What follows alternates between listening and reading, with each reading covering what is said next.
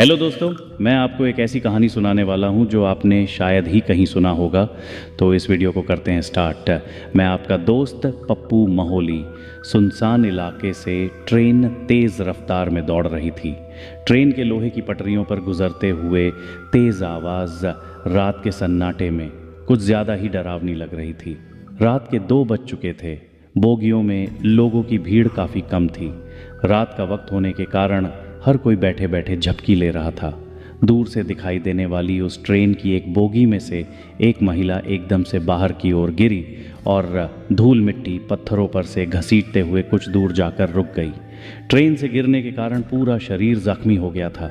खून से लथपथ वह वैसे ही ट्रेन की तरफ देखती हुई पड़ी रही और ट्रेन दूर दूर जाते हुए अंधेरे में नज़रों से ओझल हो गई। पिछले 1 महीने में यह चौथी वारदात थी। नौकरी पेशा महिलाओं को लूट ट्रेन से फेंककर उनकी हत्या आम बात हो गई थी। 4 दिन बाद तेज़ी से कदम बढ़ाते हुए वह प्लेटफॉर्म की ओर चल रही थी। रात के करीब 1:30 बज चुके थे। यह आखिरी ट्रेन थी। अगर यह ट्रेन छूट जाएगी तो सुबह 5 बजे तक उसे इंतज़ार करना पड़ेगा। इसीलिए किसी भी हालत में उसे यह ट्रेन पकड़नी थी और उसे डर भी लग रहा था। डर जो वह पिछले 1 महीने से महसूस कर रही थी। पिछले महीने ऐसे ही काम से घर लौटते समय ट्रेन में अपनी सीट पर बैठी झपकियां ले रही थी और किसी की चीख से उसकी नींद खुल गई। झट से आवाज़ की तरफ देखा तो 2 गमछाधारी एक महिला के साथ मारपीट कर रहे थे। ट्रेन में कुछ मुसाफिर थे पर कोई उस महिला की मदद के लिए आगे नहीं बढ़ रहा था। बाकी लोगों की तरह वह भी डरी सहमी चुपचाप दिख जा रही थी।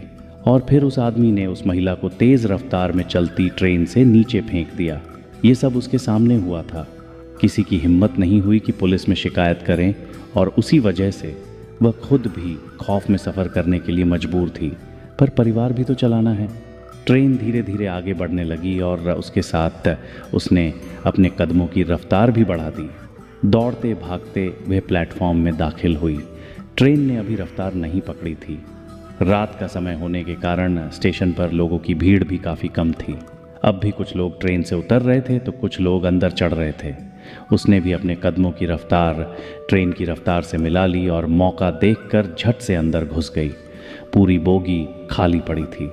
बोगी के भीतर छत पर लगे बल्ब की सफ़ेद रोशनी पूरी बोगी में फैली हुई थी।